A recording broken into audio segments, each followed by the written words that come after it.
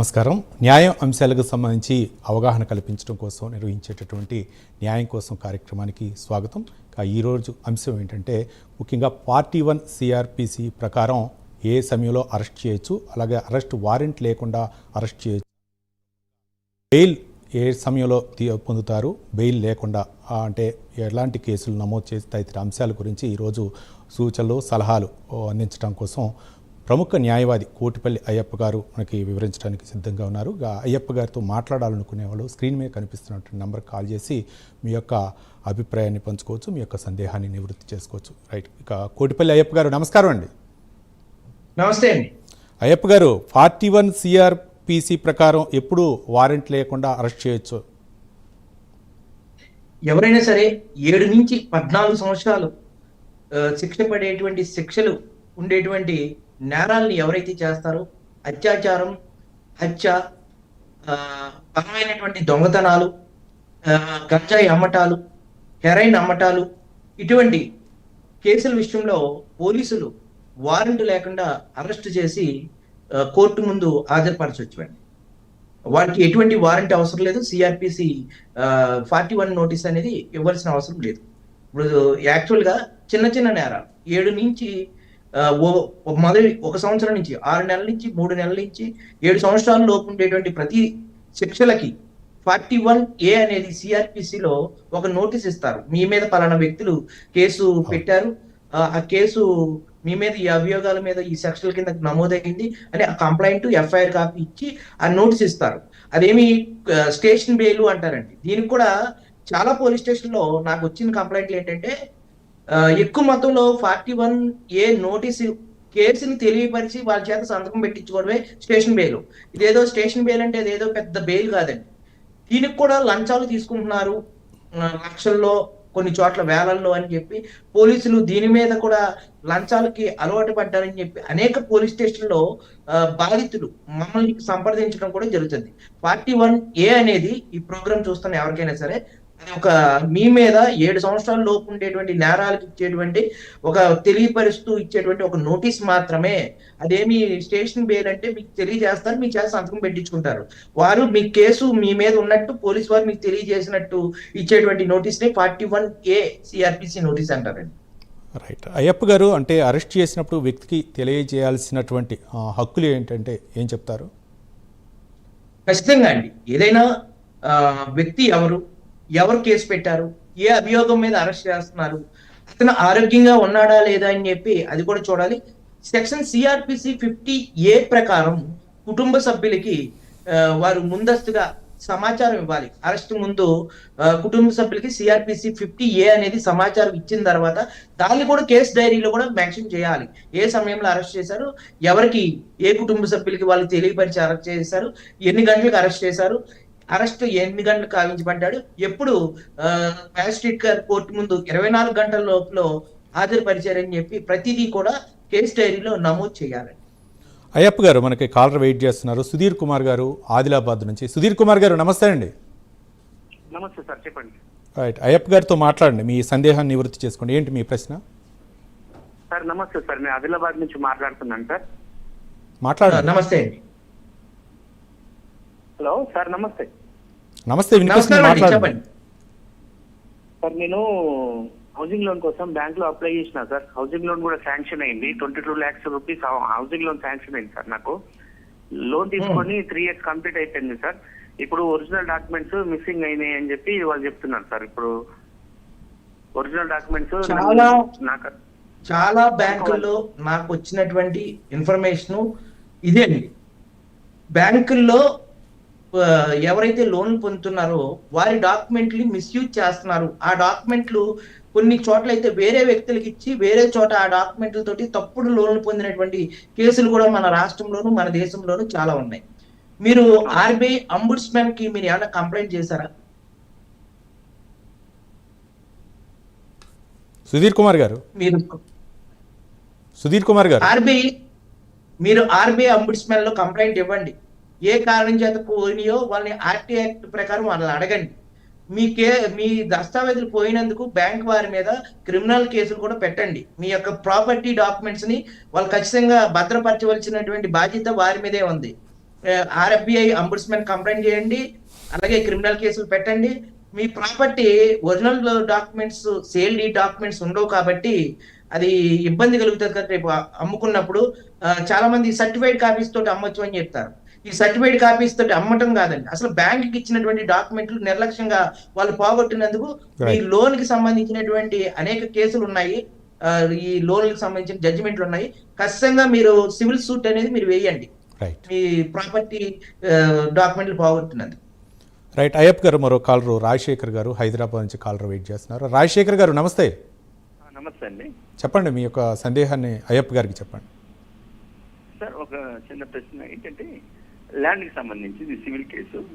అయితే ఒక ప్రాపర్టీ ఉందనుకోండి, నేను మామూలుగా చెప్తున్నాను జరిగింది ఇది. ఒక ప్రాపర్టీ ఉందనుకోండి, అది వాళ్ళు అంటే జెన్యూన్ ప్రాపర్టీ, అంటే వాళ్ళే ఓనర్స్, వాళ్ళ ఫస్ట్ వాళ్ళ తర్వాత కొన్నవాళ్ళే, అంటే ఫస్ట్ కొన్న వాళ్ళే వాళ్ళు. దాని తర్వాత వీళ్ళు ఏదో క్రియేట్ చేసి ఆ ప్రాపర్టీ నాదని కోర్టులో నడిపారు. అయితే అది 2006 నుంచి 2011 దాకా. అయితే డిక్లరేషన్ ఆఫ్ ది సూట్ కి వెళ్ళారు. అయితే డిక్లరేషన్ ఆఫ్ సూట్ ఎవరైతే చెందిందో ఆమెకి ఇచ్చేశారు. మళ్ళీ తర్వాత వాళ్ళు జూనియర్ సివిల్ కోర్టు తర్వాత డైరెక్ట్ అది డిస్ట్రిక్ట్ కోర్ట్, ఆ డిస్ట్రిక్ట్ కోర్టులో కూడా ఆ కేసు నడవక కొట్టేశారు. తర్వాత అగైన్ వాళ్ళు అదే అంటే లింక్ డాక్యుమెంట్స్ ఉంటాయి కదండి, వాళ్ళు లాస్ట్ గా కొనుక్కున్న వాడు మళ్ళీ ప్లాంటిఫ్ గా కేసు వేశాడు. ఇలా వేసినప్పుడు అయితే వీళ్ళు అంటే మళ్ళీ వీళ్ళు కూడా కోర్టుకు వెళ్ళారు, డిపెండెంట్ గా కోర్టుకు వెళ్ళారు. ఇటువంటి పరిస్థితుల్లో ఆమె సీనియర్ సిటిజన్ గా ఉన్నప్పుడు కోర్టుకు హాజరవ్వట్లేదు. అదే అంటే అడ్వకేట్ చూసుకుంటారు అనుకోండి. ఇటువంటి ఆమెకి అంటే తొందరగా కేసు నడుస్తూ వాళ్ళు వేశారు కాబట్టి మనం మాట్లాడటానికి ఏం లేదండి. మినిమం ఎంత పీరియడ్ వరకు ఆగచ్చు, దాని తర్వాత ఈ సీనియర్ సిటిజన్ కానీ హైకోర్టు నుంచి ఏమైనా డైరెక్షన్ తెచ్చుకోవచ్చా, ఈ కాస్త తెలియజేయండి. థ్యాంక్ యూ అండి. మంచిది. రైట్. ఖచ్చితంగా అండి, మీరు చెప్తున్నది ఏంటంటే ఒక ప్రాపర్టీ ఓనరు అమ్మారు అది రైట్ డాక్యుమెంట్స్ తోటి, తర్వాత ఇంకో వ్యక్తి ఫేక్ డాక్యుమెంట్స్ క్రియేట్ చేసి వేరే వ్యక్తులకి ఆ ప్రాపర్టీని అమ్మటం జరుగుతుంది. ఇది చీటింగ్ అండి. వారి మీద ఎవరైతే కొనుక్కున్నారో ఎవరైతే అమ్మారో వాళ్ళిద్దరి మీద కూడా రిజిస్ట్రేషన్ యాక్ట్ 1908 సెక్షన్ 82, 83 ప్రకారం వాళ్ళు శిక్షార్హులండి. అట్లాగే మీరు వాళ్ళు గవర్నమెంట్ సంబంధించినటువంటి రిజిస్ట్రేషన్ ఆఫీస్ మోసం చేశారు కాబట్టి ఫోర్జరీ కింద అలాగే చీటింగ్ కింద 420, 468 సెక్షన్ల కింద కూడా వారి మీద సుమోటోగా కేసులు నమోదు చేయించి మీరు రక్షణ పొందొచ్చు. దాని మీద పర్మనెంట్ ఇంజంక్షన్ ఆర్డర్ కూడా మీరు తీసుకోగలిగితే రక్షణ పొందొచ్చు. ఇంతకాలం అనేది ఏ కోర్టు అనేది మనం చెప్పలేమండి. ఒకవేళ ఆ కన్సర్న్స్ మ్యాజిస్ట్రేట్ కోర్టు వారు ట్రైనింగ్కి వెళ్ళొచ్చు, వేరే కారణాల చేత కేసులు ఎక్కువ ఉండొచ్చు, రకరకాల కారణాల వల్ల కొంచెం సమయం అనేది ఉంటుంది. అసలు నిర్ణీత సమయం ఇప్పుడు హైకోర్టుకు వెళ్ళి కూడా మీరు దాని మీద కేవెట్ వేసుకోవచ్చు. ఈ కేసుని త్వరితగతిన పూర్తి చేయమని చెప్పి డైరెక్షన్ ఇవ్వమని చెప్పి హైకోర్టు డైరెక్షన్ కూడా తీసుకోవచ్చు అండి. రైట్. అయ్యప్ప గారు, ఇంతకుముందు మనం మాట్లాడుకున్నట్లు ఒక బెయిలబుల్ అలాగే నాన్ బెయిలబుల్ కేసులు కూడా ఉంటాయి. ఇట్లాంటి విషయంలో అంటే ఏ విధంగా అంటే వాళ్ళకి బెయిలబుల్ కేసులు ఏ విధంగా ఉంటాయి, నాన్ బెయిలబుల్ కేసులు ఏ విధంగా ఉంటాయి అనుకోవచ్చు? చేయకూడనటువంటి నేరాలని చేస్తూ ఉంటే వాళ్ళని నాన్ బెయిలబుల్ కింద పెడతారు. ఒక హత్య అది చేయకూడని నేరం, ఒక అత్యాచారం, ఇటువంటి అన్ని కూడా చేయకూడని నేరాలు 7 నుంచి 14 సంవత్సరాల వరకు ఉండేటువంటి సెక్షన్లు ఉండేటువంటి కేసులన్నింటినీ కూడా నాన్ బెయిలబుల్ కేసులు అంటారు. ఇటువంటి కేసుల్లో బెయిల్ పొందేటువంటి అధికారం అలాగే వాళ్ళని న్యాయ సలహాలు తీసుకునేటువంటి హక్కు కూడా ఉంటుంది. సిఆర్పిసి 41D ప్రకారం ఎవరైనా సరే ముద్దాయి వారికి సంబంధించినటువంటి లాయర్ యొక్క సహాయ సహకారాలు పొంది వాళ్ళు రక్షణ పొందేటువంటి హక్కు మాత్రం వాళ్ళకు ఉంటుందండి. ఏ పోలీస్ స్టేషన్ లో అయినా సరే అరెస్ట్ చేసిన వ్యక్తిని వాళ్ళకి సంబంధించినటువంటి న్యాయవాది పోలీస్ స్టేషన్ కి వెళ్ళి వాళ్ళు పోలీసు వారిని అడిగి తెలుసుకునేటువంటి హక్కు న్యాయవాదికి ఉంటుందండి 41D ప్రకారం సిఆర్పిసి. చాలా మంది పోలీస్ స్టేషన్ లో మీ లాయర్కి పోలీస్ స్టేషన్ పని ఏంటి, మీ లాయర్ తోటి మీరు మాట్లాడవలసిన పని ఏంటి అని చెప్పి పోలీసులు నిలదీస్తున్నారు. నేను అదే చెప్తున్నానండి, ప్రతి బాధితుడికి కూడా వాళ్ళ హక్కుల్లో భాగంగా సిఆర్పిసి 41D ప్రకారం న్యాయవాదిని సంప్రదించే హక్కు, న్యాయవాది యొక్క సలహాలు పొందేటువంటి హక్కు వారికి ఉంటుందండి. అలాగే ఐపీసీ సెక్షన్ మనకి 436, 437, 438 ఈ సెక్షన్ ప్రకారం బెయిలబుల్, నాన్ బెయిలబుల్ కేసుల్లో కూడా బెయిల్ పొందేటువంటి హక్కు అనేది ఆ బాధితుడికి ఉంటుంది. అట్లాగే ఎవరైతే ముద్దాయిగా ఉన్నారో వారికి, అట్లాగే మనకి ఏ సమయంలో అరెస్ట్ చేశారు, ఏ సమయంలో కోర్టు ముందు హాజరుపరిచారు, వారికి ఆ అరెస్ట్ చేసిన సమయంలో ఆరోగ్యంగా ఉన్నారా లేదని వైద్య పరీక్షలు కూడా చేసిన తర్వాత మాత్రమే రిమైండ్కి పంపించారు. రైట్. అయ్యప్ప గారు, అంటే ముద్దాయికి కావాల్సినటువంటి సహాయం, న్యాయ సహాయం అయితే మాత్రం ఆ న్యాయవాదిని పంపాల్సినటువంటి బాధ్యత ఉంది. న్యాయవాదితోటి మాట్లాడుకునేటటువంటి స్వేచ్ఛ కూడా ముద్దాయికి ఉంటుంది అనమాట. దానికి పోలీసులు కూడా సహకరించాలి. ఖచ్చితంగా. రైట్. అయ్యప్ప గారు మన కాలర్ వెయిట్ చేస్తున్నారు, బద్రి గారు కడప నుంచి. బద్రి గారు నమస్కారం అండి. అయ్యప్ప గారితో మాట్లాడండి, మీ యొక్క ప్రశ్న అయ్యప్ప గారిని అడగండి. హలో, చెప్పండి. చెప్పండి సార్ బద్రి గారు. హలో బద్రి గారు మాట్లాడండి. చెప్పండి, మీ వాల్యూమ్ తగ్గించి మీరు కొంచెం టీవీ వాల్యూమ్ తగ్గించి మాట్లాడండి. సార్ మాది శ్రీకాకుళం డిస్ట్రిక్ట్. సార్ ప్రభుత్వం మాకు 1990 సంవత్సరంలో ఒక భూముల్ని ఇచ్చిందండి.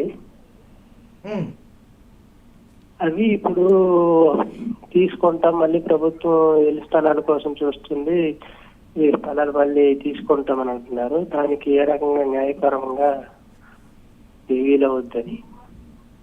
ఏంటండి స్థలం అంటే సార్ అది ఇళ్ల స్థలం అండి, అది కంటకం భూములు సార్. కంటకం భూమి అంటే వ్యవసాయం చేస్తున్నారా లేకపోతే సైట్ కింద ఉందా అని అడుగుతున్నానండి. సార్ వ్యవసాయం చేస్తున్నారా లేకపోతే ఖాళీగానే ఉందా అంటున్నారు. చేస్తున్నారా లేకపోతే ఖాళీగా ఉందా అని అడుగుతున్నారు. వ్యవసాయం చేయట్లేదు సార్, మొక్కలు ఉన్నాయి, అందులో మొక్కలు పెంచుతున్నారు సార్. అది ఏ మొక్కలండి? కొబ్బరి మొక్కలా లేకపోతే ఏంటండి అది? మామిడి మొక్కలు సార్. మామిడి మొక్కలు పెంచుతున్నారు. మీకు ఏమైనా ముందస్తు నోటీస్ ఇచ్చారు వాళ్ళు? సార్ మీకు రెవెన్యూ వారు కానీ సంబంధిత ఎవరైతే మీ భూమిని మీరు తిరిగి వాళ్ళు ప్రభుత్వం వారు తీసుకుంటా అంటున్నారో వారు మీకు ముందస్తుగా ఏదైనా నోటీస్ ఇచ్చారా? ఏ కారణం చేత తీసుకుంటున్నారు? ఏ యొక్క ప్రభుత్వ సంక్షేమ ప్రజా సంక్షేమ ఉద్దేశంతో మళ్ళీ వాళ్ళు ఇచ్చిన భూమిని వారు తీసుకుంటున్నారనేది నోటీసులు ఏమైనా మెన్షన్ చేశారని అడుగుతున్నానండి. అంటే వాళ్ళు రాలేదు, గ్రామ స్థాయిలో ఉండే రాజకీయ నాయకులు ఆ రకంగా అంటున్నారు సార్. అంటున్నారు, మీకు ఎటువంటి నోటీసులు ఇవ్వలేదు. ఈ రకంగా బెదిరిస్తున్నారు, మేము తీసుకుంటాం మళ్ళీ ప్రభుత్వం. కాదండి, ఏదైనా లీగల్ గా మీకు ప్రభుత్వం వారు ఇచ్చినటువంటి భూమిని వాళ్ళు ఏ ప్రజా ప్రయోజనాల దృష్ట్యా వాళ్ళు మళ్ళీ తిరిగి వెనక్కి తీసుకుంటున్నారు, ఏ కారణం చేత తీసుకుంటున్నారు అనేది పూర్తిగా వివరంగా రాయాలి. అది రాసి మీకు నోటీస్ ఇచ్చి, మీకు ముందస్తు నోటీస్ ఇచ్చి మళ్ళీ మీకు మీరు జీవనోపాధి దాన్ని పెంచుకున్నటువంటి మొక్కలకి ఇవన్నిటికీ కూడా వారు నష్టపరిహారం ఇవ్వమని చెప్పి మీరు కోర్టుని ఆశ్రయించవచ్చు. ఆ భూమి మీద మేము ఇంతకాలం నుంచి మీకు సేద్యం చేసుకుంటున్నాం, మేము దీని మీద ఆధారపడి బతుకుతున్నాం అని చెప్పి మీరు కోర్టు వారిని కూడా మీరు ఆశ్రయించవచ్చు నోటీస్ ఇచ్చిన తర్వాత. ప్రభుత్వం నుంచి ఏమైనా బద్రి గారు, ప్రభుత్వం నుంచి ఏమైనా నోటీసులు అందితే న్యాయ సహాయం కోసం మీరు సంప్రదించవచ్చు. రైట్. మరో కాలర్ వెయిట్ చేస్తున్నాండి, విజయ్ కుమార్ గారు జహీరాబాద్ నుంచి. విజయ్ కుమార్ గారు నమస్కారం అండి. సార్ నమస్కారం సార్. రైట్. అయ్యప్ప గారితో మాట్లాడండి. సార్ నమస్కారం సార్. నమస్కారం అండి. సార్ మాది సంగారెడ్డి డిస్టిక్ లో 2 ఎకరాల 5 గుంటలు పొలం ఉందండి. అయితే మాది ఇంతకుముందు 3 ఎకరాల 5 గుంటల పొలం ఉంది. మా తాతగారు 1990లో 1 ఎకరం అమ్మేశారండి పక్క. అయితే మాది ఇప్పుడు మా తాత పేరు రేవయ్య స్వామి. అక్కడ ఒక చిన్న గుడి ఉందండి, టెంపుల్ ఉందండి, అది రేవప్పయ్య స్వామి. సో అదేంటంటే మేము ఆల్రెడీ రికార్డ్స్ తీసాం. నిజాం సర్కారులో ఉన్నప్పటి నుంచి మనకు భూములు ఇచ్చినప్పటి నుంచి అది పట్టా ల్యాండ్ కిందనే కన్సిడర్ అయితే వచ్చింది. పట్టా ల్యాండే ఉండేది. మేము అక్కడ ఎక్కడైతే నిజాం సర్కార్లో అప్పుడు ఇచ్చిన డాక్యుమెంట్, మా ఇండియన్ కాన్స్టిట్యూషన్ వేరే అయినప్పటి నుంచి ఉన్న డాక్యుమెంట్స్ అన్ని మా దగ్గర ఉన్నాయండి. అయితే అక్కడ గుడికి చిన్న టెంపుల్ కి దారేసుకుంటామంటే మేము హాస్పిటల్లో ఉన్నాము. వాళ్ళు ఏం చేశారంటే దారేసుకుంటామని మాకు అడిగారండి, మట్టి రోడ్డు. సరే వేసుకోండి, టెంపరీగా వేసుకుంటాం, గుడి డెవలప్ చేయడానికి కన్స్ట్రక్షన్ చేయడానికి ఇబ్బంది అవుతుంది ఊర్లో నుంచి అని చెప్పారండి. తర్వాత రికార్డింగ్ కూడా చేసాం, టెంపరీగా వేసుకుంటాం తీసిస్తామని చెప్పారు. తర్వాత ఏం చేశారు, దాన్ని పర్మనెంట్ చేయడానికి సిమెంట్ రోడ్ వేయడానికి వాళ్ళు ట్రై చేశారండి. తర్వాత మేము వచ్చేసి దానికి అబ్జెక్షన్ లెటర్ కింద ఒక కోర్టు నుంచి ఇది తెచ్చినామండి. ఏదంటే ఆపడానికి చేస్తాం కదా, ఆ నోటీస్ తెచ్చామండి. తెచ్చి దానికి ఏం చేశారంటే పోలీసు వాళ్ళకి డబ్బులు అంతా తెచ్చి బాగా అక్కడ ఉన్న వాళ్ళు ఎవరైతే సొసైటీకి వాళ్ళు ఫామ్ అయిందో రీసెంట్ గా వాళ్ళు అంతా ఈ దాన్ని ఆపేశారండి. పోలీసు వాళ్ళు ఉపయోగించి డబ్బులు ఇచ్చేసి ఆపేశారు దాన్ని. వాళ్ళకి ఏంటంటే 1.5 year నుంచి ఒక లాయర్ వరకు తిప్పుతున్నాం, కానీ అది కేసు అనేది దిగట్లేదండి. ఏ లాయర్ దగ్గరికి వెళ్తే మీదే వస్తుంది, అన్ని డాక్యుమెంట్స్, రైతు బంధు, రుణమాఫీ అన్ని వస్తున్నాయండి దానికి. కంటిన్యూగా. కానీ వాడు ఏంటంటే వాడు అక్రమంగా దాన్ని దౌర్జన్యంగా లాక్కోవాలని చేస్తున్నారండి. ఆల్రెడీ కేసు కంటిన్యూషన్ లో నడుస్తుంది కోర్టులో, కానీ తెగట్లేదు. 2 years అవుతుంది. అన్ని మాదే అవుతుంది, ఏ లాయర్ దగ్గరికి వెళ్ళినా మీకే అవుతుంది, మీదే కానీ వాళ్ళు ఇది చేసుకున్నారని చెప్పి చెప్తారు. ఎవిడెన్స్ గురించి ఎక్స్టెన్షన్ అడిగారండి వాళ్ళు. ఇప్పటికీ 3 ఏమో అయిపోయాయండి ఎవిడెన్స్ గురించి. ఒకసారి ఎంఆర్ఓ గారు లేరు, పాత ఎంఆర్ఓ గారు ఒక 20 years బ్యాక్ ఎంఆర్ఓ గారు లేరు, వాళ్ళు లేరు, వీళ్ళు లేరు అని డాక్యుమెంట్స్ గురించి మ్యాన్పులేట్ చేయడానికి చూశారండి. మేము అన్ని స్టాంపులు వేసేసి ఆల్ డాక్యుమెంట్స్ చేసుకున్నామండి కరోనా టైంలో. అక్కడ ఉన్నాయి ఒరిజినల్ డాక్యుమెంట్స్ ఏవైతే అక్కడ గవర్నమెంట్ రెవెన్యూ డిపార్ట్మెంట్ నుంచి. అయితే కేసు తెగట్లేదు. ఎంతవరకు పోవచ్చు, ఎన్ని రోజులు కావచ్చు, మాకేం అర్థం అవ్వట్లేదండి. ఏ లాయర్ దగ్గరికి వెళ్ళినా మేము చెప్పలేమండి. మీరు ఆల్రెడీ సాక్ష్యాలు కూడా కోర్టు వారు సాక్ష్యాలను కూడా ట్రయల్ చేశారు కాబట్టి, ట్రయల్ లో ఉన్నది కాబట్టి, అది ట్రయల్ పూర్తయ్యి సాక్ష్యాలన్నీ కూడా విన్న తర్వాత మీకు జడ్జిమెంట్ వస్తుందండి. మీరు కొంతకాలం వెయిట్ చేయాలి. ఈ లాట్లో మీరు ఏం చేస్తారంటే, ఆ రోడ్డు కన్స్ట్రక్షన్ చేసేది పంచాయతీ వారా, రెవెన్యూ వారా? ఆ పంచాయతీ వారు అయితే ఏ హక్కుతోటి వాళ్ళు రోడ్ని వేయాలని చూస్తున్నారు? ప్రభుత్వ నిధులతోటి వేస్తున్నారా, లేదా ప్రైవేట్ వ్యక్తులు వేస్తున్నారా? ఇవన్నీ మీరు సమాచార హక్కు చట్టం ప్రకారం పంచాయతీకి, రెవెన్యూకి మీరు పెట్టండి. ఆ రోడ్డు కన్స్ట్రక్షన్ చేస్తారు, ఎవరు హయాంలో ఇచ్చారు, ఎవరు పర్మిషన్ ఇచ్చారు అని. ఒకవేళ ప్రైవేట్ వ్యక్తులే కనుక అటువంటి దౌర్జన్యాలకు పాల్పడితే, మీరు ఇంజక్షన్ ఆర్డర్ ఆల్రెడీ ఉన్నది కాబట్టి, వాళ్ళు కనుక మీ భూములకు అక్రమంగా చొరబడితే కంటెంప్ట్ ఆఫ్ కోర్టు కింద మీరు పోలీస్ స్టేషన్ లో కూడా మీరు ఫిర్యాదు చేయొచ్చు. పెట్టామండి. ఆర్టీఏ యాక్ట్ ప్రకారం తెచ్చేసి లీగల్ నోటీస్ అక్కడ ఇచ్చాను. ఎంపీడీఓకి అడిగితే మాకు ఆ సంబంధం లేదు అని చెప్పి చెప్పారు. మా పర్మిషన్ లో, మా అండర్లో లేదు, అది జస్ట్ ప్రైవేట్ గా వాళ్ళు వేసుకున్నది, మీకు వాళ్ళకి సంబంధం అని చెప్పేసి ఎంపీడీఓ గారు చెప్పారు. మా గ్రామంలో కానీ గ్రామ కంఠంలో కానీ ఎట్లాంటి మాకు రోడ్ వేసినట్టుగా లేదు. పొలందే ఉంది. సర్వే కూడా చేయించామండి, గవర్నమెంట్ సర్వే చేస్తే దానికి వాళ్ళు సిగ్నేచర్ పెట్టలేదు. ఒకరిద్దరు పెట్టారు, సైడ్ లో ఉన్నాడు, ఆ పొలం సైడ్ లో ఉన్నవాడు, మిగతా వాళ్ళు ఇంజక్షన్ ఆర్డర్ వచ్చింది కాబట్టి మీరు వెయిట్ చేయండి. మీకు జడ్జిమెంట్ క్లియర్, మీకు సాక్ష్యాలను విచారించి మీ దస్తావేజులు ఇవన్నీ కోర్టు పరిశీలన చేసిన తర్వాత అది న్యాయాలు అనేది కోర్టు జడ్జిమెంట్ వచ్చే వరకు కూడా మీరు వెయిట్ చేయండి. జడ్జిమెంట్ వచ్చిన తర్వాత జడ్జిమెంట్ ని అమలు చేయమని చెప్పి సంబంధిత శాఖ అధికారుల చేత ఈపీ వేసుకోండి. అంటే నాకు ఇంకో 2 డౌట్లు ఉన్నాయి సార్ దీంట్లో. ఏంటంటే ఆ 2 ఎకరాల 5 గుంటల్లో పొలంలో ఆల్రెడీ డాంబర్ రోడ్ ఉంటుంది కదా సార్. ఆ డాంబర్ రోడ్ నేను చిన్నగా ఉన్నప్పుడు 1995 లో ఆల్రెడీ